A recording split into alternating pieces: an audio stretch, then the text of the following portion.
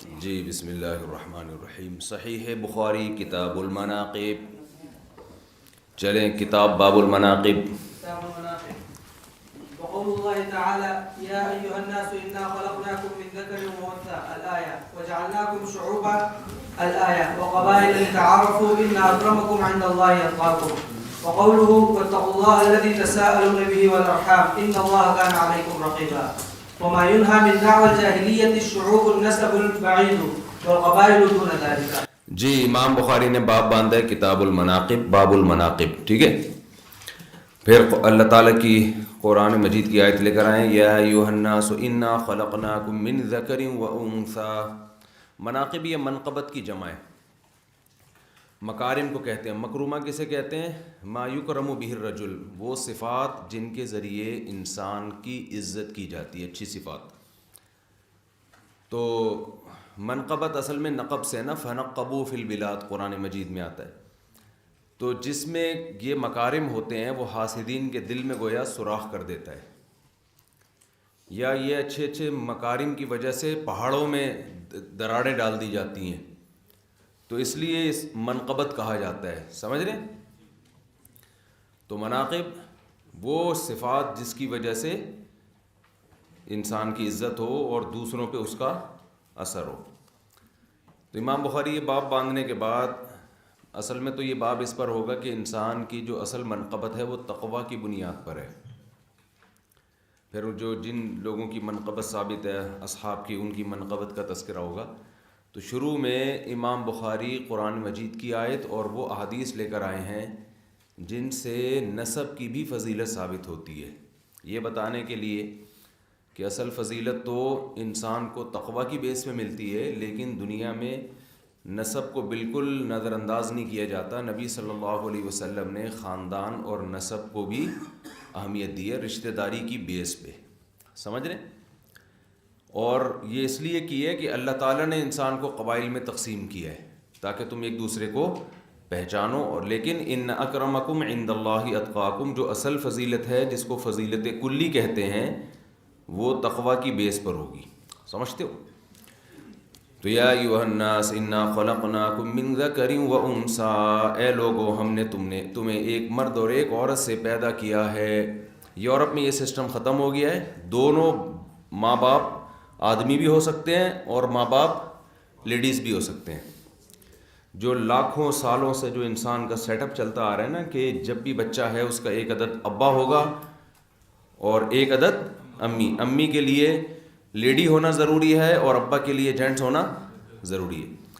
تو اتنی فطرت سے بغاوت ہوئی ہے کہ یہ سیٹ اپ مارکیٹ سے شارٹ ہو گیا۔ یہی علامات قیامت ہیں کہ یہ چل رہا مارکیٹ میں۔ اور آج کل مذہبی اسکالرز نے بھی سب چیزوں کو الٹنا پلٹنا شروع کر دیا ہے۔ پہلے حقوق بیان کیے جاتے تھے والدین کے حقوق بڑے اہتمام سے بیان کیے جاتے تھے نا، اب اولاد کے حقوق بیان کیے جا رہے ہیں، والدین کو لفٹ نہیں کرایا جا رہا۔ پہلے عورت کو سمجھایا جاتا تھا کہ شوہر کی شکر گزار رہو، اس کی اطاعت کرو، فرمانبرداری کرو، اب الٹا کام چلایا جا رہا ہے، ٹھیک ہے نا؟ وہی رائٹ دیے، مذہبی اسکالر یہ کام کر رہے ہیں تو باقی کیا کر رہے ہوں گے؟ تو اس کو سربراہ بنایا جا رہا ہے۔ تیسرا، شاگردوں کو حکم دیا جاتا تھا استاذوں کی عزت کرو، رسپیکٹ دو، اب استاد شاگرد کا فرق کیا جا رہا ہے؟ ختم کیا جا رہا ہے۔ تو یہ ایکولیٹی کی بیس پہ پوری دنیا کا سیٹ اپ بنایا جا رہا ہے۔ اس میں جو اصحاب حقوق ہیں، جو سرپرست ہیں، ان کے حقوق ضائع ہو رہے ہیں، سمجھتے ہو؟ تو امام بخاری نے فرمایا، اللہ تعالیٰ فرماتے ہیں انا خلقناکم من ذکر و انثی، ہم نے تم کو ایک مرد اور عورت سے پیدا کیا، وجعلناکم شعوبا وقبائل، اور ہم نے تم کو شعوب اور قبائل میں تقسیم کر دیا۔ آگے شعوب اور قبائل کا مطلب عبداللہ بن عباس سے خود نقل کر رہے ہیں کہ شعوب جو قبیلہ، بڑا قبیلہ، اور قبائل کا مطلب اس کی شاخ، سمجھ رہے؟ ان آگے ہے لتعارفوا، تاکہ تمہارا تعارف ہو۔ تو قبائل سے انسان کی پہچان ہوتی ہے، کیونکہ جو قبائل کی صفات ہوتی ہیں وہی اکثر اولاد میں آتی ہیں۔ یہ مطلب ہے تعارف کا۔ ہم کہتے ہیں نا یہ فلاں قوم کا ہے تو اس سے فوراً ذہن جاتا ہے اس کے اندر یہ صفات ہوں گی اور یہ خوبیاں ہوں گی اس کے اندر۔ آگے فرماتے ہیں کہ واتقوا اللہ الذی تساءلون بہ وان اکرمکم عند اللہ اتقاکم، لیکن اللہ کی نظر میں سب سے زیادہ عزت والا وہ ہے جو تم میں سب سے زیادہ پرہیزگار ہے۔ واتقوا اللہ الذی تساءلون بہ والارحام، ڈرو اس اللہ سے جس کے ذریعے تم ایک دوسرے سے سوال کرتے ہو۔ کیا مطلب؟ آپ کسی سے مطالبہ کریں، وہ آپ کا مطالبہ پورا نہ کر رہا ہو تو آپ اللہ کا واسطہ اس کو دیتے ہیں کہ نہیں دیتے؟ تو آپ اللہ کو مانے نہ مانے، ضرورت پڑنے پہ آپ اللہ ہی کا ریفرنس دے کے اپنے پیسے واپس لے رہے ہوتے ہیں کسی سے، کہ خدا سے ڈرو، تمہیں اللہ کا واسطہ۔ تو اس اللہ سے اللہ کہتے ہیں خود بھی تو ڈرو، جب دوسروں کو ڈرا ڈرا کے اپنے حقوق لیتے ہو تو اس اللہ سے خود بھی ڈرو۔ والارحام، اور ارحام کا بھی واسطہ دیتے ہو، یہ منصوب بنزل خافظ ہے نا، ارحام کا بھی واسطہ دیتے ہو، رشتہ داری کا واسطہ۔ تو امام بخاری آیت لے کر آئے ہیں رشتہ داری کی اہمیت کو بیان کرنے کے لیے، کہ اگرچہ اللہ کی نظر میں تقوی سب سے امپورٹنٹ ہے، لیکن اس کا یہ مطلب نہیں ہے کہ رشتہ داری کو آپ ویلیو دینا چھوڑ دیں۔ آپ کہیں وہ بندہ جس کا مجھ سے کوئی ریلیشن نہیں ہے، چونکہ نیک زیادہ ہے اس لیے میں اس کو عزت دوں گا، اور یہ میرے ابا ہیں چونکہ نیک نہیں ہے اس لیے ان کی میری نظر میں کوئی ویلیو نہیں ہے، چونکہ قرآن تو کہہ رہا ہے کہ سب سے زیادہ جو ہے نا جو پرہیزگار ہے اس کو اہمیت دو، تو وہ اپنی جگہ اہمیت ہے۔ لیکن آپ رشتہ داری کو دنیاوی احکام میں آپ نے رشتہ داری کو غیر رشتہ داری پر فضیلت دینی۔ یہ جو قرآن مجید کی آیت ہے نا، ان اکرمکم عند اللہ اتقاکم، یہ ہمارا سبق اس طرح ختم تو نہیں ہوگا اگر ہم اتنی ڈیٹیل میں گئے، یہ بخاری ختم تو نہیں ہو سکتی۔ دیکھو یہ جو فقہا چاروں ائمہ کا اتفاق ہے نا کہ لڑکی کی شادی اس کے کفو میں کی جائے گی، ہم پلہ میں، تو ہم پلہ میں نسب کی بھی اہمیت ہے نا بھائی، 6 چیزوں کی خاص ویلیو ہے، اس میں نسب بھی دیکھا جاتا ہے کہ یہ لڑکا نسب کے اعتبار سے لڑکی کے پیرلل ہو، اس کے ہم پلہ ہو۔ تو یہاں پر ہمارے اہل حدیث حضرات جو ہے نا یہ آیت پیش کرتے ہیں، اس پہ ابن تیمیہ نے بھی رد کیا رحمہ اللہ تعالیٰ نے، کہ قرآن تو نسب کو ویلیو نہیں دے رہا، ان اکرمکم عند اللہ اتقاکم کہہ رہا ہے کہ تم میں سب سے زیادہ عزت دار وہ ہے جو سب سے زیادہ پرہیزگار ہے، تو پرہیزگاری دیکھی جائے گی۔ تو اس کا جواب یہی ہے کہ دنیاوی احکام میں رشتہ داری، نسب، عہدہ، ان تمام چیزوں کی ویلیو ہے۔ یہ جو ہے ان اکرمکم عند اللہ اتقاکم، یہ آخرت کے اعتبار سے ہے، تو اس کو سمجھیں۔ ایک ہوتی ہے فضیلت کلی، ایک ہوتی ہے فضیلت جزوی۔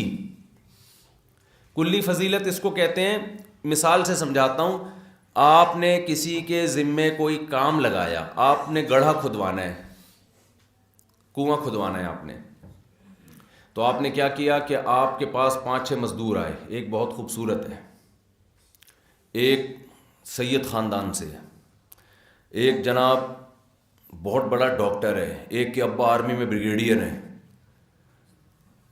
تو لیکن ایک ہے ان تمام صفات میں سے کوئی صفت بھی نہیں ہے، لیکن گڑھا کھودنے کا ماہر ہے، تھوڑے پیسوں میں کم وقت میں سب سے اچھا کام کر سکتا ہے، تو آپ ترجیح کس کو دو گے اس موقع پہ؟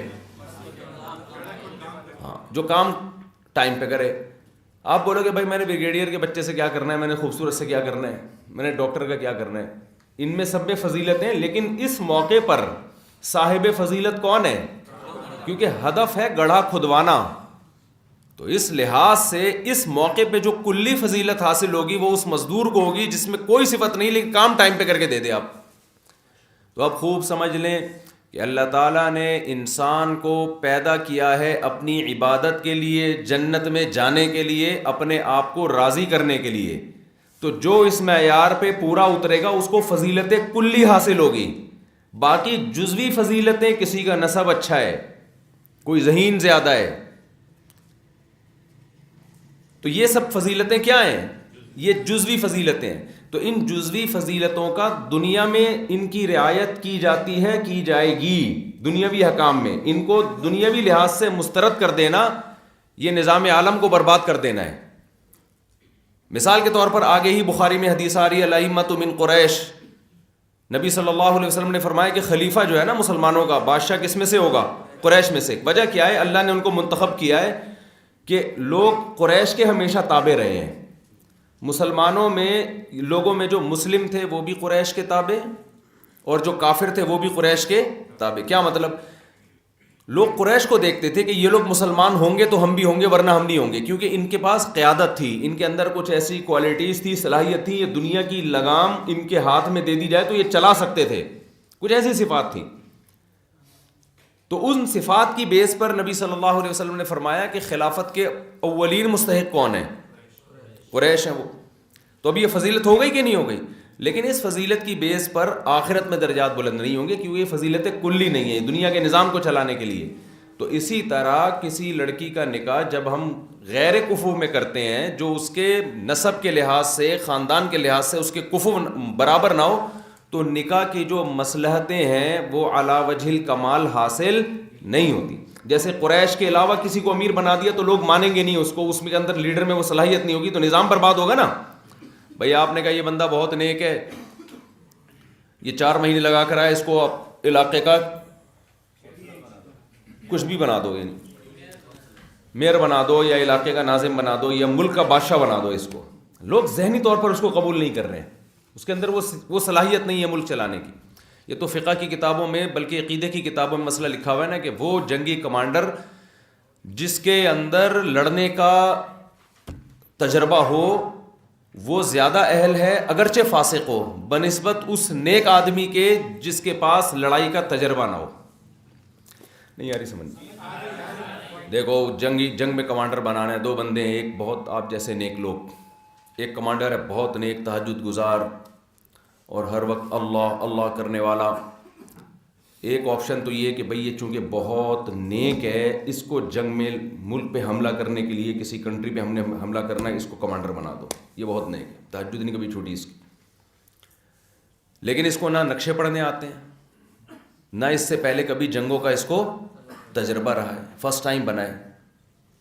دوسرا ہے کہ بھئی اس کو تجربہ ہے لیکن وہ فاسق فاجر ہے, وہ نیک آدمی نہیں ہے. تو فقہا کا اتفاق ہے کہ کس کو بنایا جائے گا؟ فاسق فاجر کو بنا دیا جائے گا, کیونکہ ابھی ہم نے کام لڑائی کا لینا ہے. ہاں دونوں ایک جیسے ہوں پھر تقوی کو ترجیح دی جائے گی, کیونکہ اس میں ڈبل ایک اضافی فضیلت بھی ہے اور اس کے امکان ہے کہ وہ اللہ کی مدد اس کے ساتھ زیادہ ہوگی. تو ہر کام اس کا حل. تو اسی طرح کفو میں جو نسب کا بھی اعتبار کیا گیا ہے نا کہ عورت کا اگر ایسی جگہ نکاح کیا جائے جو نسب میں اس سے کم تر ہو, تو کیونکہ اس نے ماتحت بننا ہے نا, تو ذہنی طور پر اس کو اپنا سرپرست کے طور پہ یا اپنے سربراہ کے طور پہ, سرپرست نہیں سربراہ کے طور پہ قبول نہیں کرے گی. تو نتیجہ پھٹے پھٹے ہوں گے جو مارکیٹ میں آج کل چل رہے ہیں. اب مثال کے طور پر PhD لڑکی کی شادی آپ 8ویں پاس سے کر دو تو چلے گا رشتہ, یہ الٹا کر دو تو چلے گا, PhD بندہ ہو لڑکی 8ویں پاس ہو پھر چل جائے گا, لیکن اس کے برعکس کریں گے تو نہیں چلے گا. وجہ اس کی ہے کہ وہ اس میں جو تعلی ہے نا اپنی برتری, احساس برتری, تو وہ اس کو شوہر کا فرمانبردار بننے سے روکے گا, تو پھر معاملات کیا ہوں گے؟ خراب. تو یہاں بھی ایسا ہی ہے کہ خلافت میں بھی, امامت میں بھی, ہر چیز میں اس کا اعتبار کیا گیا. تو امام بخاری نے باب تو یہ باندھا ہے, یہ قرآن کی آیت تو یہ لے کر آئے ہیں کہ ان اکرمکم عند اللہ اتقاکم, سب سے زیادہ عزت دار وہ ہے جو تقوی والا ہے, لیکن ساتھ ساتھ نسب کی اہمیت اور رشتہ داری کی اہمیت کو بھی بیان کیا جا رہا ہے کہ اس کو ترجیح دینی پڑے گی. چلو بھائی, تو وہ تو عورت کے بارے میں ہے نا, فظفر بذات الدین تریبت یداک, کہ جب تمہارے پاس کوئی یعنی عورت سے 4 باتوں کی وجہ سے نکاح کیا جاتا ہے نا, اس کے مال, حسن, جمالہا ولی حسنہا ولی دینہا ولی نسبہا, فظفر بذات الدین تریبت یداک, کہ تو دیندار کو ترجیح دو. تو عورت میں تو ایسے ہی ہے, دیندار کو ترجیح دی جائے گی. دوسرا ہم یہ تھوڑی کہہ رہے ہیں کہ بے دین مرد سے عورت کا نکاح کیا جائے, تو جو دیندار ہے بے دین اس کا کفو تھوڑی ہے. بھائی نسب میں جہاں کفات ہے تو دینداری میں بھی ہے نا, دینداری میں بھی کفات, لیکن یہاں کفات میں وہ دینداری ہے جس کو وہ بے دینی جو عرف میں جس کی وجہ سے انسان کمتر سمجھا جاتا ہو, کیونکہ کفاءت کا مدار عرف پر ہے. تو عرف میں دیندار لڑکی کا کفو بے دین نہیں سمجھا جاتا, مگر وہ بے دین جس کو سوسائٹی میں بے دین سمجھا جاتا ہو. ایک تو اللہ کی نظر میں بے دین ہے نا, لیکن سوسائٹی میں جس کی وجہ سے وہ، کیونکہ یہاں یہ چیز نوٹ کی جا رہی ہے کہ یہ رشتہ کامیاب چلے گا کہ نہیں چلے گا، اس بیس پر سمجھتے ہو. باقی وہ ایک الگ بات ہے کہ کسی دیندار لڑکی کا بے دین اگر کفو بھی ہو تو بھی کرنا نہیں چاہیے دوسرے معاملات کی وجہ سے.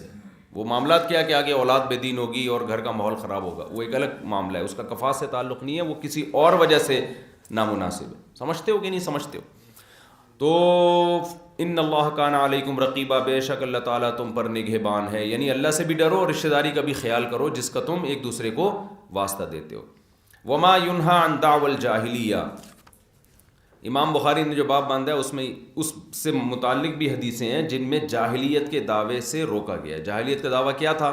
قوم پرستی. تو رشتے سے محبت ہونا، نکاح وغیرہ میں نسب کا اعتبار کرنا، کسی کو کوئی عہدہ دیتے ہوئے ان تمام چیزوں کو خاطر میں لانا یہ ایک الگ چیز ہے، لیکن قوم پرستی یہ بالکل ایک الگ چیز ہے. قومیت کی بیس پہ کسی پہ ظلم کرنا، یہ قومیت کے نعروں کی طرف بلانا، اس کی نفی کی گئی ہے. تو وہ احادیث آئیں گی اس باب میں جن میں قومیت کے نعرے کی نفی کی گئی ہے. تو یہ بیلنس ہے، اسلام کا اعتدال ہے کہ نہ کالعدم قرار دیا، نہ اس کو اس کی ویلیو سے زیادہ بڑھانے کی کوشش کی گئی. سمجھتا ہے بات کو؟ کیا نام ہے آپ کا؟ احمد بھائی، بات سمجھ میں آ رہی ہے؟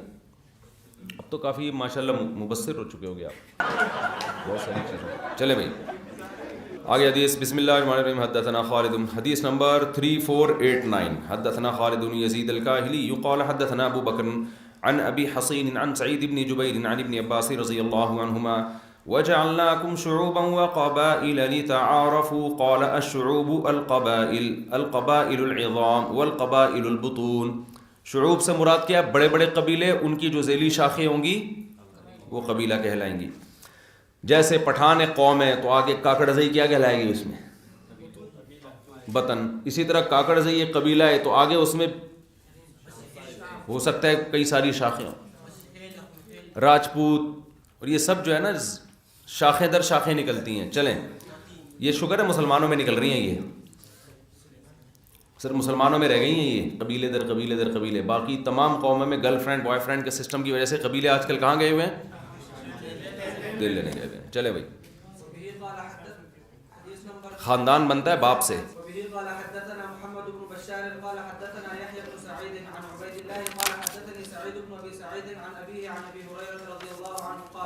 قيل يا رسول الله من أكرم الناس؟ قال أتقاهم. قالوا ليس عن هذا نسألك. قال فيوسف نبي الله. جی ہاں، حضرت ابو ہریرہ رضی اللہ عنہ سے پوچھا گیا.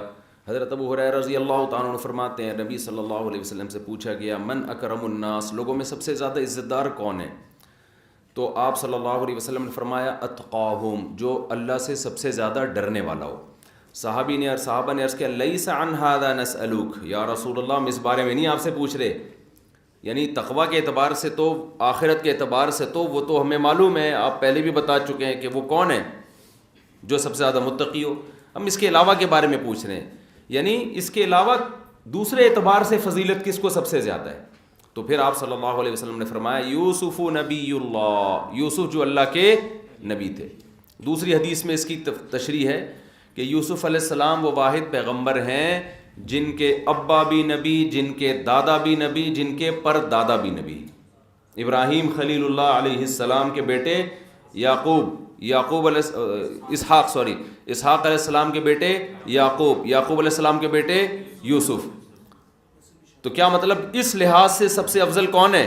یوسف علیہ السلام، نسب کے اعتبار سے کہ نبی کے بیٹے، پھر وہ نبی، پھر نبی، پھر نبی. چلیں تو اس سے پتہ چلتا ہے کہ بھئی نسب بھی ایک، لیکن اس سے جو دوسری قوموں میں جو نسب کیا نا، جیسے ہندوؤں میں بھی ہوتا ہے، مختلف قومیں ایک قوم کو دوسری قوم پہ ترجیح دیتے ہیں. تو اسلام میں جو کسی قوم یا نسب کو دوسری قوم پہ ترجیح ہے نا، اس کی وجہ وہ نہیں ہے جو ہندوؤں میں پائی جاتی ہے.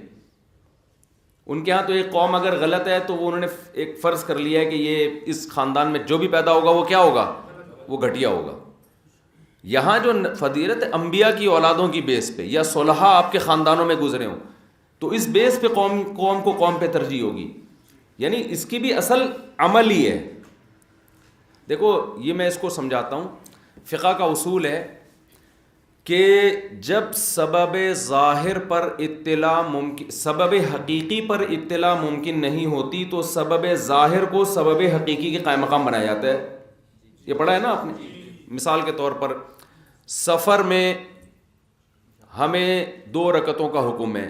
اصل وجہ اس کی کیا ہے؟ سفر میں مشقت ہے. لیکن شریعت اگر مشقت پہ مدار رکھتی تو بڑی ٹینشن ہو جاتی. ہم سوچتے ہی رہتے پتہ نہیں اس درجے کی مشقت ہے بھی کہ نہیں ہے. تو سفر یہ ذریعہ ہے ٹینشن کا. تو شریعت نے کہا ٹینشن ہی، یعنی ٹینشن پہ مدار نہ رکھو، سفر پہ مدار رکھو. اس پہ حکم کو گھمانا آسان ہے. جب سفر ہوگا تو اب اس بحث میں نہیں پڑھو کہ تمہیں ٹینشن ہے یا نہیں ہے، دوڑ پڑنی ہے تم نے. وجہ کیا ہے کہ وہاں سبب حقیقی پر مدار رکھنا بہت مشکل ہے. اس سے لوگ کنفیوژن میں پڑیں گے تو سبب ظاہر کو سبب حقیقی کا قائم مقام قرار دے دیا. بعض دفعہ سبب حقیقی پر اطلاع ہی ممکن نہیں ہوتی. یہاں ممکن تو ہے، متاثر ہے. بعض دفعہ سبب حقیقت اطلاع ممکن نہیں. مثال کے طور پر وضو ٹوٹنے کا جو اصل سبب ہے وہ ہوا کا خارج ہونا ہے. لیکن جب آپ سو جاتے ہیں گہری نیند تو ہوا خارج ہوئی یا نہیں ہوئی ہے اس پر اطلاع آپ کے لیے ممکن ہے ہی نہیں. تو شریعت نے نیند کو ہوا کے خروج کے قائم مقام قرار دے دیا. بھئی اگر گہری نیند سوئے ہو تو ہم یہی سمجھیں گے کہ کیونکہ وہاں یہ پتہ کیسے چلائے گا کہ ہوا خارج ہوئی ہے کہ نہیں ہوئی ہے. تو وہاں سبب ظاہر کو سبب حقیقی کے قائم مقام قرار دے دیا. بھئی گہری نیند ہے تو بس آپ کا وضو ٹوٹ گیا. اب اگر یقین بھی کسی کو ہو جائے نا کسی ذریعے سے کہ میں گہری نیند سویا تھا ہوا خارج نہیں ہوئی تھی، پھر بھی وضو ٹوٹنے کا ہی حکم لگے گا اس کا. کیونکہ جب شریعت نے وہاں سے پھیر دیا تو اب حکم ہمیشہ کے لیے پھر گیا. تو یہاں بھی یہ خوب اچھی طرح سمجھ لیں کہ نسب کی شریعت میں ویلیو اس لیے ہے کہ کسی انسان کے اچھے یا برا ہونے کا حقیقی پتہ تو جب چلے گا جب طویل عرصہ آپ نے اس کے ساتھ گزارا ہو. پھر اس کی سخاوت اور اس کی شرافت اور یہ ساری چیزیں سامنے آتی ہیں. طویل عرصہ جب تک آپ نہیں گزارو گے نہیں پتہ چلتا. خاندان ایک ایسی چیز ہے جو سبب ظاہر ہے، حقیقی سبب نہیں ہے. اچھے خاندان میں پیدا ہو گئے، اسی خاندان میں پلے بڑھے تو بظاہر یہ اس کی علامت ہے کہ جو اچھائیاں اس خاندان میں تھی امید ہے کہ وہ اس میں آئی ہوں گی. ایسے خاندان میں پیدا ہوئے جو چور اچکے مشہور ہیں، گھٹیاں ہیں، کنجوس ہیں اور برائیوں میں مشہور ہیں، تو ایسی قوم یا ایسے خاندان میں اگر آپ پیدا ہو گئے تو ظاہر یہی ہے کہ یہ خرابیاں آپ کے اندر، بولو نا کیا ہوگی، آئی ہوں گی. ظاہر یہی ہے نا کہ یہ خرابیاں آپ کے اندر آئی ہوں گی. تو ہم اول نظر میں جو کسی کا انٹروڈکشن ہوتا ہے نا، تعارف ہوتا ہے، وہ اس کے اعمال دیکھ کے نہیں ہوتا، وہ دیکھنے کے لیے تو بہت ٹائم چاہیے.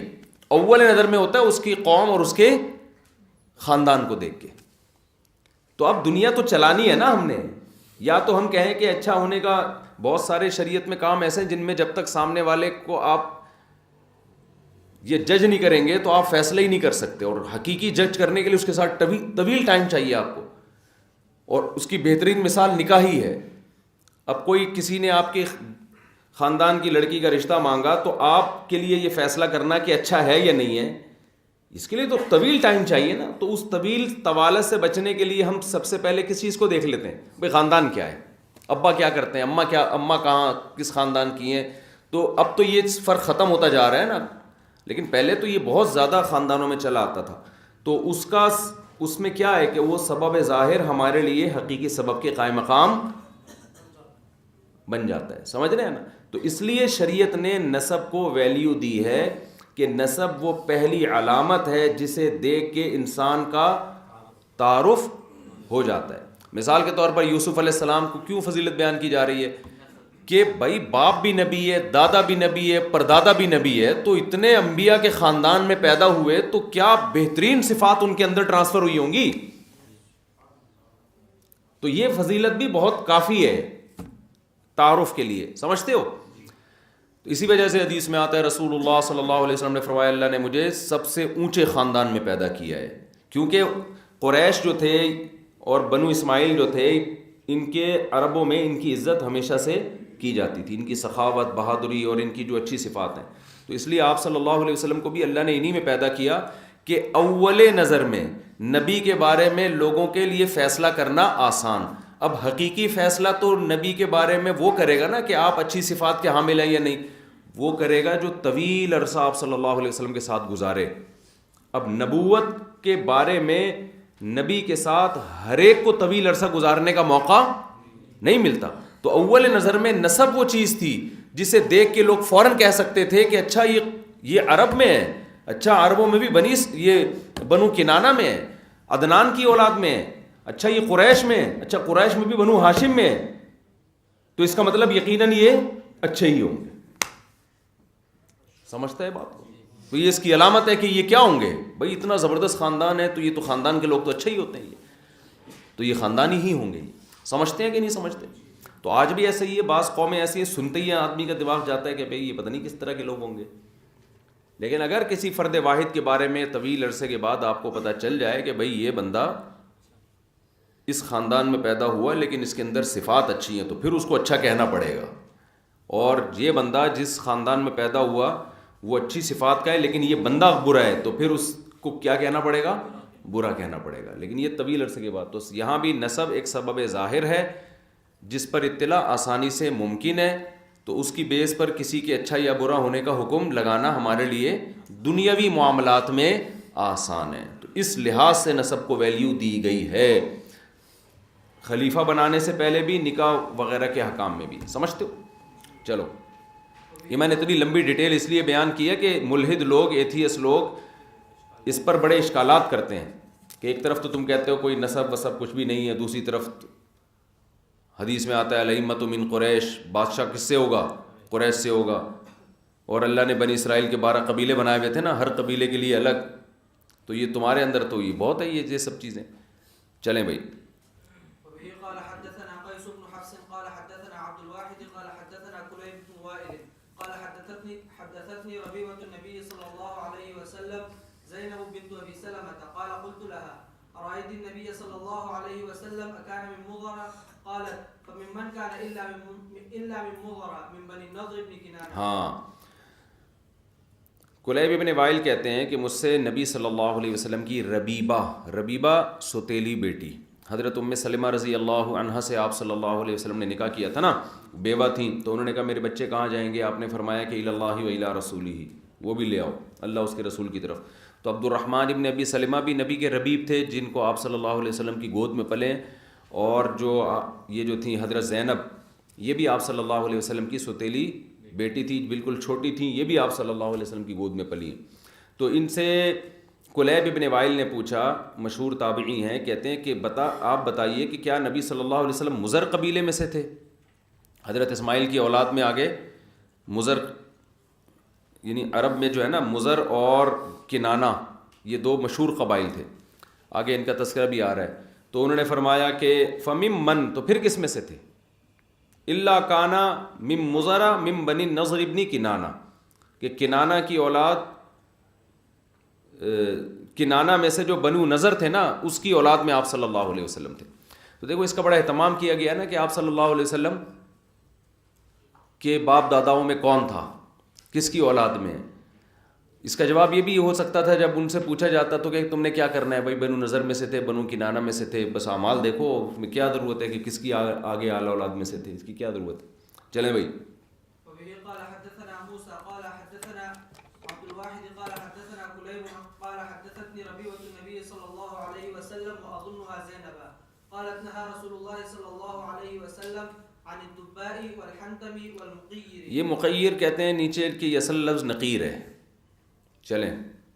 والمزفة وقلت بها أخبريني النبي صلى الله عليه وسلم ممن كان من مضر كان من مضر كان قالت فممن كان إلا من مضر كان من ولد النضر بن كنانة. جی ہاں، حضرت زینب رضی اللہ عنہا فرماتی ہیں کہ رسول اللہ صلی اللہ علیہ وسلم نے دبا اور حنتم سے منع کیا. دبا کہتے ہیں کدو جو ہوتے ہیں نا، کدو، عرب لوگ کدو کا چھلکا بیچ میں سے خالی کر کے وہ برتن بنا کے اس میں شراب بنایا کرتے تھے. تو اس برتن سے بھی نبی صلی اللہ علیہ وسلم نے اجتناب کا حکم دیا. حنتم کوئی سبز رنگ کا کوئی مٹکا ہوا کرتا تھا، اور نقیر جو ہے نا یہ کھجور کا تنا ہوتا ہے نا، نقر سے ہے نا پرندے کا ٹھونگ مارنا، تو اس تنے کو بیچ میں سے کھوکھلا کر کے اس میں شراب بنائی جایا کرتی تھی. مزفت کوئی تیل کے ذریعے اس کو تارکول وغیرہ کے ذریعے اس کو پکا کیا جاتا تھا. تو ان تمام برتنوں کے استعمال سے نبی نے منع کیا. تو امام ابو حنیفہ اور امام شافعی رحمہ اللہ تعالیٰ کے نزدیک یہ ابتدائی اسلام میں ایسا تھا شراب کی یادگار ختم کرنے کے لیے. تو اس لیے اب استعمال ان برتنوں کا جائز ہے. اس وقت کیونکہ لوگ شراب کے عادی تھے تو لوگوں کو ایسی چیزوں سے بھی منع کر دیا جو شراب کی یاد دلائیں. جب شراب حرام ہوئی ہے نا تو ان برتنوں کے بھی توڑنے کا حکم دیا. تو امام احمد بن حنبل اور امام مالک کے نزدیک اب بھی یہی حکم ہے. ان کے نزدیک یہ حکم منسوخ نہیں ہے. وہ کہتے ہیں یہ برتن کا استعمال بھی جائز نہیں ہے. جبکہ امام شافعی امام حنیفہ کے نزدیک کیونکہ برتن بذات خود تو کوئی ایسی چیز نہیں ہے نا, تو اس کی یادگار سے روکنے کے لیے. تو جب کسی کی بالکل یادگار ختم ہو جائے, سوسائٹی سے گناہ ختم ہو جائے, تو پھر اس کے استعمال میں کوئی حرج نہیں ہے. تو آج بھی یہی ہے کہ اگر کہیں سوسائٹی میں شراب پھیلے گی یا کوئی شخص شراب سے توبہ کرتا ہے تو اس کو حکم دیا جائے گا کہ جن بوتلوں میں تم شراب پیتے تھے ان بوتلوں کو گھر میں بھی استعمال مت کرو, کیونکہ یہ چیز نا گناہ کی یاد دلاتی. تو اس حدیث سے یہ بھی ہمیں پتہ چلتا ہے کہ جب انسان کسی گناہ سے توبہ کرے تو ہر وہ چیز جو گناہ کی یاد دلائے اس سے بھی توبہ کرے. بعض لوگوں کو سینما گھر میں فلم دیکھنے کی عادت ہوتی ہے, چھوڑ دی تو اب ان گلیوں سے مت گزرو, وہ پوسٹر نظر آئیں گے دوبارہ جانے کا دل کرے گا. اور اس طرح کے جتنے بھی گناہ کو یاد دلانے والی چیزیں ان سے انسان کو توبہ کرنی چاہیے. تو فرماتے ہیں کہ انہوں نے حضرت زینب رضی اللہ تعالیٰ عنہ نے فرمایا کہ نبی نے ان 4 قسم کے برتنوں کے استعمال سے منع کیا. میں نے کہا کہ آپ بتائیے, نبی صلی اللہ علیہ وسلم مزر قبیلے میں سے تھے. آپ نے فرمایا تو پھر کس میں سے تھے؟ وہ مزر میں سے تھے. کان من ولد نضر ابن کنانہ, نضر ابن کنانہ کی اولاد میں سے تھے اور مزر قبیلے میں سے تھے, یعنی مزر کی اولاد میں سے تھے. چلے بھی. قال حدثنا اسحاق بن ابراهيم قال اخبرنا جرير عن عمارة عن ابي زرعة عن ابي هريرة رضي الله عنه عن رسول الله صلى الله عليه وسلم قال تجدون الناس معادن خيارهم في الجاهلية خيارهم في الاسلام اذا فقهوا وتجدون خير الناس في هذا الشأن اشدهم له كراهية. اچھا یہ میں بھی پڑھتے آخری 5 منٹ رہ جائیں پھر پڑھوں گا. دیکھو بھائی کہہ رہے ہیں کہ حضرت عمارہ حضرت عن ابی زرعۃ عن ابی ہریرہ رضی اللہ عنہ عن رسول اللہ صلی اللہ علیہ وسلم, حضرت ابو ہریرہ بیان کرتے ہیں کہ رسول اللہ صلی اللہ علیہ وسلم نے ارشاد فرمایا تجدون الناس معادنا, لوگوں کو معدن کی طرح پاؤ گے. معدن معدنیات سے اردو میں بھی لفظ استعمال ہوتا ہے. وہ جو زمین میں خزانے ہوتے ہیں نا, کسی سے کوئلہ نکل رہا ہے تو کسی سے سونا نکل رہا ہے, تو زمین کی کھدائی ہوتی ہے, کہیں چاندی نکل رہی ہے, کہیں تیل نکل رہا ہے, کہیں گیس نکل رہی ہے. تو آپ نے فرمایا کہ لوگ بھی معدن کی طرح ہیں. لوگوں سے مراد لوگوں کے جو خاندان اور قبائل ہیں. تو جیسے سونے کی کان سے سونا نکلتا ہے نا, تو ایسے ہی اچھے خاندانوں میں جو لوگ پیدا ہوتے ہیں وہ بھی کیا ہوتے ہیں؟ اچھے ہوتے ہیں. جیسے آپ سب لوگ ماشاء اللہ, عظمت والے, حسن. تو اس لیے آپ نے فرمایا خیارہم فی الجاہلیت خیارہم فی الاسلام, جاہلیت میں جو بہتر تھے اسلام میں بھی وہی بہتر ہیں, کیونکہ خاندان تھوڑی چینج ہوا ہے. ایسی زبردست حدیث ہے یار. اب سوال پیدا ہوتا ہے جاہلیت میں وہ بہتر کیسے ہو گئے؟ وہ تو کافر تھے. اصل میں کچھ صفات انسان میں ہوتی ہیں جو ایسی صفات ہوتی ہیں کہ پوری دنیا میں ان کو بہتر مانا جاتا ہے. جیسے غیرت کا ہونا, یہ بہتر صفت ہے یا نہیں ہے؟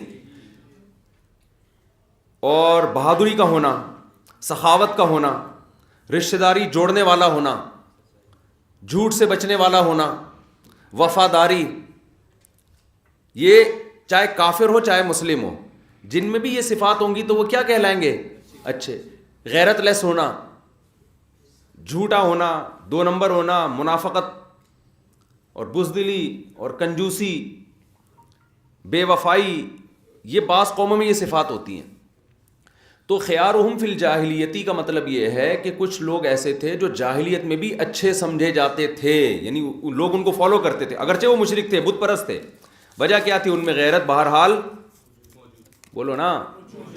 جیسے حضرت ابو طالب ہیں تو صحیح مسلم کے مطابق ان کی موت کفر پر ہوئی ہے, لیکن ان کے اندر یہ تمام صفات غیرت, بہادری, سخاوت, صلہ رحمی, یہ تمام کی تمام صفات ان کے اندر موجود تھیں. تو خالد ابن ولید جب کفر کی حالت میں بھی تھے, خالد بن ولید کے بھائی تھے ولید ابن الولید. یہ غزوہ بدر میں قید ہو گئے تھے. غزوہ بدر میں مسلمانوں سے لڑنے آئے تھے تو قید ہو گئے تھے. تو ان کو خالد ابن ولید رضی اللہ تعالیٰ عنہ نے, اس وقت وہ بھی کفر میں تھے, ان کو فدیہ دے کے چھڑایا. تو مشرکین مکہ نا ان کو بڑی بھاری رقم دے کے ان کو چھڑوا کر لے کر گئے ہیں. ان پر کتنا بڑا احسان کیا نا, اور یہ وہاں جا کے مسلمان ہو گئے. تو وہ غصے ہوئے, وہ لوگ حیران ہوئے, بھائی ہم آپ کو وہاں سے چھڑوا کے لا رہے ہیں اور آپ اسلام قبول کر رہے ہو, کرنا ہی تھا تو اسی وقت کر لیتے نا, کیا خیال ہے؟ تو انہوں نے کیا جواب دیا, اگر میں اس وقت اسلام قبول کرتا تو لوگ سمجھتے کہ گرفتار ہوا ہے, قیدی ہے, اپنے آپ کو قید سے بچانے کے لیے اسلام لا رہا ہے. تو اس وقت میں نے اسلام لایا تاکہ اب پتہ چلے کہ میں اپنی مرضی سے, یہ خاندانی ہونے کی علامت ہے یا نہیں ہے. اور ایک طرف یہودیوں میں منافق لوگ تھے, لا الہ ہؤلاء ولا الہ ہؤلاء, ادھر جا رہے ہیں تو ان کے منہ کی بات, ادھر جا رہے ہیں تو ان کے منہ کی, یہ دو نمبری, یہ غیر خاندانی ہونے کی علامت ہے. تو غیرت ان میں تھی. جو بیٹیوں کو زندہ دفن کرتے تھے بہت برا کام تھا, لیکن اس کی بیس کیا تھی؟ غیرت. غلط غیرت تھی, غیرت کا غلط استعمال ہو رہا تھا نا. تو اسلام نے اسی غیرت کا رخ صحیح کر دیا, تو وہ اسی غیرت سے دنیا کے انہوں نے پورا نقشہ بدل کے رکھ دیا کہ بھئی یہ غیرت کہاں استعمال کرنے کی ہے, کہاں اس کا استعمال غلط ہے. کیونکہ عقل کا استعمال وحی کے بغیر ہو رہا تھا نا, غیرت کا استعمال وحی کی تعلیمات کے بغیر ہو رہا تھا, تو غلط ہو رہا تھا. لیکن کسی غیرت مند کی غیرت کو صحیح رخ دینا یہ آسان ہے, بے غیرت کو غیرت مند بنانا یہ بہت مشکل کام ہے, یہ بہت مشکل. لوط علیہ السلام کی قوم میں غیرت ہی ختم ہو گئی تھی. ان کی غیرت کو کدھر کچھ صحیح کرتے, وہ لڑکوں سے بدفعلی پر فخر کیا کرتے تھے. بنی اسرائیل میں غیرت ختم ہو گئی تھی. موسیٰ علیہ السلام نے کتنا ان پہ محنت کی ہے, لیکن اپنے پیغمبر کو انہوں نے معاف نہیں کیا الا چند لوگوں کے سوا. تو یہ عرب میں جو ایک بہترین قوم تھی نا, یہ جھوٹ سے نفرت کیا کرتے تھے, اور غیرت مند لوگ تھے, اور سخی لوگ تھے. سخاوت پہ آپ شاعری اگر زمانے جاہلیت کی سنیں تو آپ حیران ہو جائیں گے کہ کتنا فخر کیا کرتے تھے. حاتم طائی اسی میں تو گزرا ہے. تو اس لیے نبی نے فرمایا جو تم میں جاہلیت میں اچھے تھے نا, اسلام لانے کے بعد بھی اچھے کون ہیں؟ وہی ہیں. اس سے خاندان کی اور نسب کی ویلیو کا پتہ چلتا ہے. جس خاندان میں پیدا ہوتا ہے نا, بعض اب وہ غیر مسلم خاندان ہوتا بڑا اعلیٰ کوالٹی کا ہے, اس کے رخ کو آپ چینج کر دو تو وہ آپ سے بھی اچھا بن کے دکھا دے گا. تو یہی وجہ ہے کہ نبی صلی اللہ علیہ وسلم نے عہدے بھی انہی کو دیے ہیں کہ جب وہ غیر مسلموں کے مشرکین کے ہاں تھے تو ان کے پاس عہدے تھے. تو جب وہ اسلام لائے ہیں تو آپ نے ان کو مسلمانوں کا کمانڈر بنایا. اس کی وجہ بھی یہی تھی کہ غیر مسلموں کے کمانڈر بھی وہ اسی بیس پہ تھے کہ ان کے اندر کچھ صفات تھیں جن کی وجہ سے ان کو سردار بنایا گیا تھا. الیکشن کا دور تھوڑی تھا پہلے, یہ ہمارا والا سیٹ اپ تھوڑی تھا. چھوڑو رہنے دو یار. او بھائی ہمارا والا سیٹ اپ ہوتا نا تو قوم کے گھٹیا ترین لوگ ہمارے باپ بنے بیٹھے ہوتے اس زمانے میں, الا ماشاء اللہ. تو الیکشن کا جو آج کل سیٹ اپ چل رہا ہے نا, تو یہ وہی سیٹ اپ. پہلے قابلیت کی بیس پہ کچھ نہ کچھ عہدہ ملا کرتا تھا. اب تو کیونکہ لوگوں میں پڑھے لکھے لوگ کم ہیں تو وہ جاہلوں کو سردار بناتے رہتے ہیں. ابھی دیکھو نا الیکشن میں کیا حشر کی ہے, جیتا کوئی اور ہے, کرسی کسی اور کو مل رہی ہے. تو یہ قوم ہے, یہ اعلیٰ خاندان. جب وہی سوال کسی نے پوچھا ہے استاد جی, جیسا کہ آپ نے کمانڈر کی مثال دی, ایک فاسق سے دوسرا نیک بہتر ہے, تو کیا ملک کا صدر, وزیر اعظم یا مسلمانوں کا خلیفہ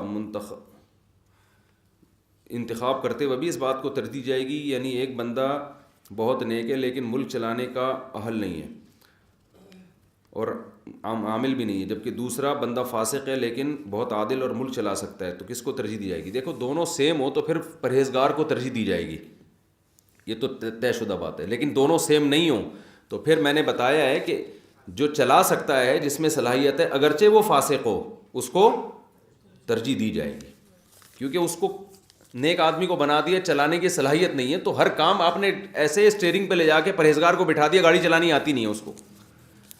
جو کام اپنے لیے پسند نہیں کرتے وہ قوم کے لیے کیوں پسند کر رہے ہو میرے بھائی؟ نہیں یاری سمجھ. آپ نے ڈرائیور ان کی سیٹ پہ بٹھا دیا کہ یہ بندہ 4 مہینے لگا کر آیا ہے, وہ کہہ رہا ہے میں نے تو کبھی گاڑی چلائی نہیں ہے, تو آپ کہ چونکہ نیک آدمی اور یہ گٹکا کھا رہا ہے تو اس کو نہیں میں بٹھاؤں گا. تو وہ گٹکا کھا کے چرس پی کے بھی اگر ڈرائیونگ آتی ہے نا تو اس سے بہرحال بہتر ہے. ہاں دونوں کو ڈرائیونگ آتی ہے, پھر اس کو بٹھاؤ جو 4 مہینے لگا کر آیا اور گٹکا نہیں کھا رہا. وجہ اس کی جو چرسی ہے اس کے بارے میں خطرہ ہے کہ وہ کسی دن نہ ملے اور کہیں ٹھوک دے گاڑی کو, تو اس کے بارے میں خطرہ ہے. اور یہ بھی ہے کہ جان کر کوئی گڑبڑ کر دے, وہ پیسے کھائے ہوئے ہوں اور ان کو کھائی میں گرا دے. لیکن جس کو چلانی نہیں آتی اس کو تو 100% یقین ہے کہ مروائے گا یہ. چلیں جی. ہاں تو آپ صلی اللہ علیہ وسلم نے فرمایا جو تم میں جاہلیت میں بہتر تھے اسلام میں بھی وہی بہتر ہے جب کہ وہ اسلام میں فقاہت حاصل کر لیں. اذا فقہوا فی الدین فقہوا فی الدین خیر الناس فی ھذا الشان اشدہم لہو کراہیۃ. اور آپ نے فرمایا اس معاملے میں یعنی امارت کے معاملے میں سب سے بہتر وہ ہے جو اس کو سب سے زیادہ ناپسند کرتے ہیں. یعنی امیر بننے کا جس کو شوق ہے تو اس کا مطلب وہ بہتر آدمی نہیں. جو سب سے زیادہ عہدے کو ناپسند کرے وہی سب سے زیادہ اس کا اہل ہے. سمجھتے ہو؟ تو ہر جگہ جو چاہتا ہے نا کہ میری ٹانگ اونچی رہے تو یہ غیر خاندانی ہونے کی علامت ہے. چلو یعنی اس میں گویا آپ نے یہ بھی بتا دیا, اشارہ دے دیا کہ وہ اہل تو سب سے زیادہ ہوتے ہیں عہدے کے, لیکن عہدوں کی طلب ان کے اندر بالکل بھی نہیں ہوتی. طلب اس لیے نہیں ہوتی, ان کو پتہ ہے کہ ذمہ داری بڑھے گی تو قیامت کے دن حساب سخت دینا پڑے گا. چلیں.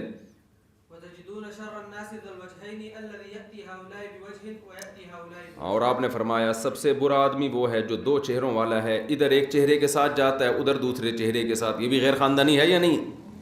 تو اچھی صفات جو قوموں میں ہوتی ہیں اس میں یہ بھی ہے کہ بھئی جو بات ہے وہ ہے. میں ابھی پیرس میں تھا تو وہاں ایک مذہبی اسکالر ہیں, انہوں نے بیان دیا کہ بہت شدت پسندانہ بہت سخت بیان تھا. میں پوری بات نہیں کروں گا, پھر لوگ پہ پتہ چل جاتا ہے کس کی بات ہو رہی ہے, پھر یوٹیوب پہ کلپ آنا شروع ہو جاتے ہیں. وہاں جا کے گوروں کو خوش کرنے کے لیے بالکل الٹا بیان دیا. ان کو کوئی سیمینار ہوا نا, یہاں تو اتنی شدت پسندی محترم نے مچائی ہوئی کہ آپ کی سوچ سے بھی زیادہ. پیرس تھا یا پتہ نہیں جرمنی تھا واللہ عالم. تو انہوں نے جو ہے نا جب ان کا وہ سیمینار ہوا تو وہاں جو بھی اسکالر جو بھی ان لوگ کے کوئی بھی اسکالر تھا نا گوروں کا, اس نے کھڑے ہو کر کہا کہ یہ بندہ جھوٹ بول رہا ہے. یہ جو ان کا اسکالر ہے نا, اس کی یہ تقریریں دیکھو اور یہ ہمیں خوش کرنے کے لیے ادھر. تو یہ منافقت جو ہے نا اتنی بڑی یہ پکڑی جاتی ہے. ادھر چونکہ قوم میں جذباتی باتیں چلتی ہیں تو یہاں کہ واہ یہ یوں جذباتی تقریریں, یہاں یہ والا منجن بکتا ہے, وہاں یہ والا منجن نہیں بکتا. وہاں ان کو خوش کرنے کے لیے بالکل ہی مسئلہ الٹا کر کے بیان کیا جا رہا ہے. تو وہ بھی انگریز عورت تھی, اس نے پکڑ لیا, اس نے بولا یہ یہاں جو جھوٹ کتنا اسلام کو بدنام کیا نا. وہ کیا کہیں گے یار یہ دیکھو یہ تو غیر خاندانی لوگ پھر مسلمانوں میں بھی ہوتے ہیں. چلیں. حدثنا قتيبة بن سعيد قال حدثنا المغيرة عن أبي الزناد عن الأعرج عن أبي هريرة رضي الله عنه أن النبي صلى الله عليه وسلم قال الناس تبع لقريش في هذا الشأن مسلمهم تبع لمسلمهم وكافرهم تبع لكافرهم. ہاں آپ صلی اللہ علیہ وسلم نے فرمایا لوگ قریش کے اس معاملے میں تابع ہیں, امارت کے معاملے میں, کہ مسلمانوں ان کے مسلمان قریش کے تابع اور ان کے کافر بھی کس کے تابع؟ قریش کے. کیا مطلب؟ لوگ دیکھتے تھے کہ قریش اگر اسلام قبول کرتے ہیں تو ہم اسلام قبول کریں گے, قریش نہیں کرتے تو ہم بھی قبول نہیں کریں. عرب کے جتنے باقی قبائل ہیں نا وہ یہ دیکھ رہے تھے کہ حدیث میں دوسری حدیثوں میں ہے نا کہ نبی صلی اللہ علیہ وسلم کے بارے میں وہ کہتے تھے ان کو اپنے حال پہ چھوڑ دو, ہم دیکھتے ہیں کہ ان کی قوم کیا کرتی ہے. اگر قوم ان کی اسلام قبول کر لیتی ہم بھی, کیونکہ قریش تھے متولی بیت اللہ کے, تو ان کی ایک عظمت تھی لوگوں کے دلوں میں.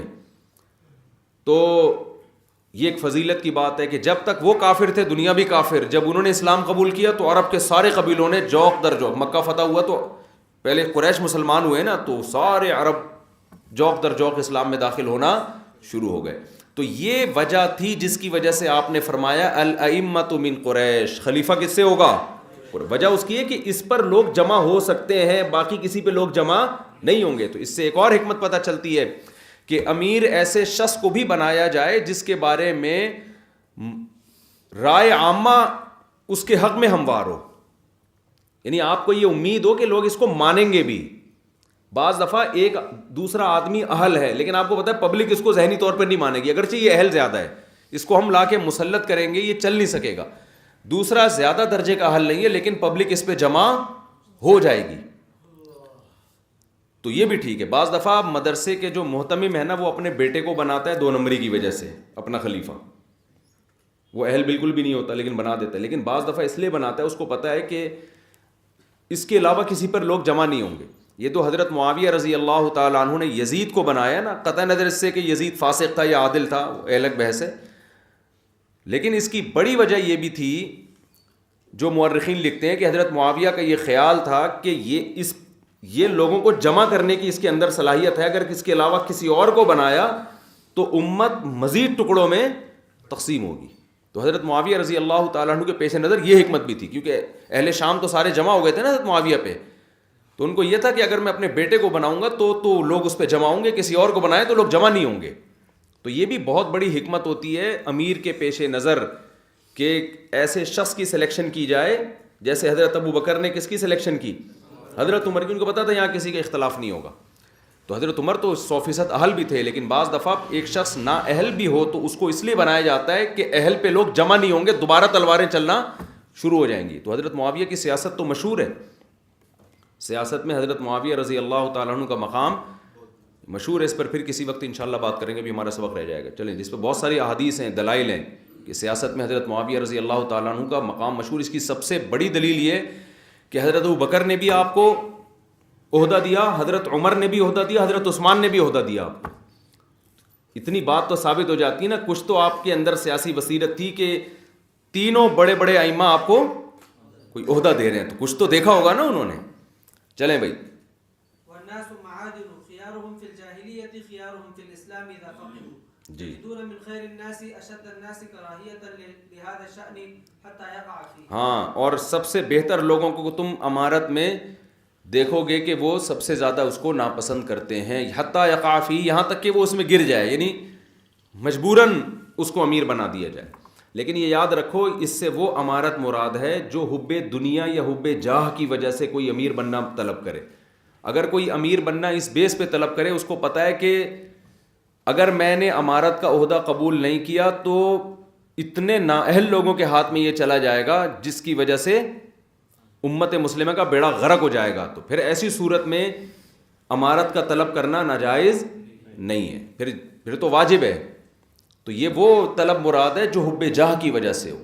سمجھتے ہو کہ بہت سارے باصلاحیت لوگ موجود ہیں, آپ خام میں اپنے ٹانگ اونچی رکھ کے آپ چاہتے ہو کہ مجھے, جیسے حب جاہ کے مریض ہر جگہ آپ کو ملیں گے, مسجدوں میں بھی ملیں گے, دفتروں میں بھی ملیں گے, ہر جگہ کوشش ہوتی ہے میں نمایاں ہوں سب سے آگے. تو لیکن اگر کسی بڑے نقصان سے کسی کو, اس کی مثال ہے جیسے بھائی جہاز اڑانا ہے, پائلٹ کو پتہ ہے کہ نااہل آدمی کو لے جا کے سیٹ پہ بٹھا دیا ہے,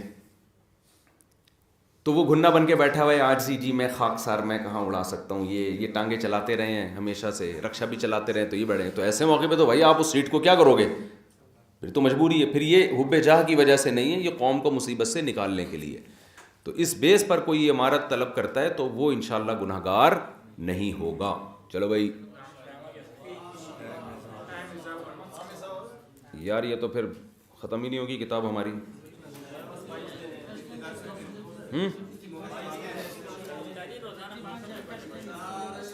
کل سے اسپیڈ بڑھائیں گے ہم, ٹھیک ہے.